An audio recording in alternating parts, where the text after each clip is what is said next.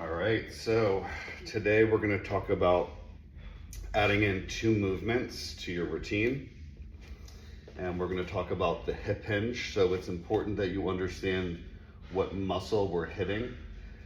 It's going to be the back of your leg, so the hamstring from your knee to your glute. And I want you to think about a rubber band as your muscle. And as we are doing our hinge, that rubber band is stretching to max capacity, not a full 10 out of 10, but just stretching. And so once that comes to that position where it's fully stretched out, we're just gonna come right back to where we started. You may or may not have a foam roller. I like the foam roller because you have no choice but to hinge. So we're going to take our hands and put it in front of that foam roller, bend our knees slightly, and we're just gonna roll down. So this is the hinge.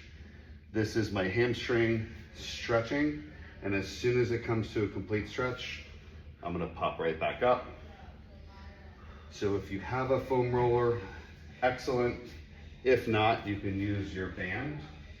So the same bands you use for your shoulders.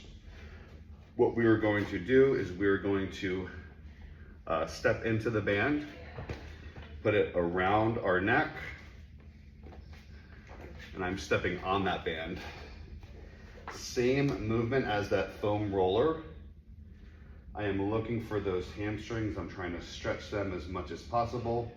Important, it's not a bow, so we're not using our back at all. Our back is perfectly straight. We're sticking our butt as if we were maybe shutting a car door. And we're just going as low as we possibly can. Once our hamstrings are stretched, we're gonna pop back up. So you're gonna add this into your routine, most likely right before you start your shoulder. So you'll do your banded squats, then your regular squats, and then right before you move into your shoulders, it would just make more sense to start in your hip hinge first before you go into your shoulders.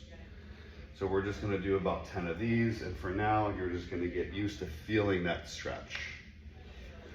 Second movement we're gonna add in, after your hip hinge, you're going to warm up your shoulders.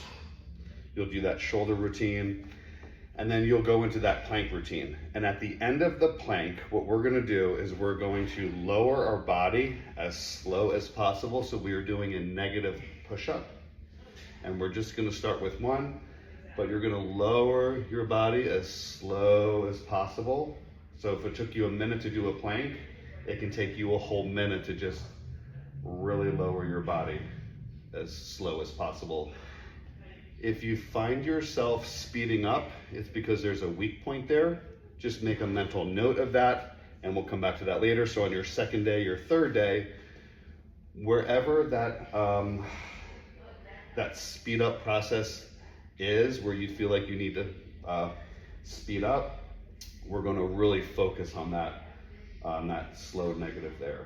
So 2 movements that we're adding in, the hip hinge, we're just gonna start with that banded work, and you're gonna add some chest, but we're doing negatives to start after your shoulder warm up.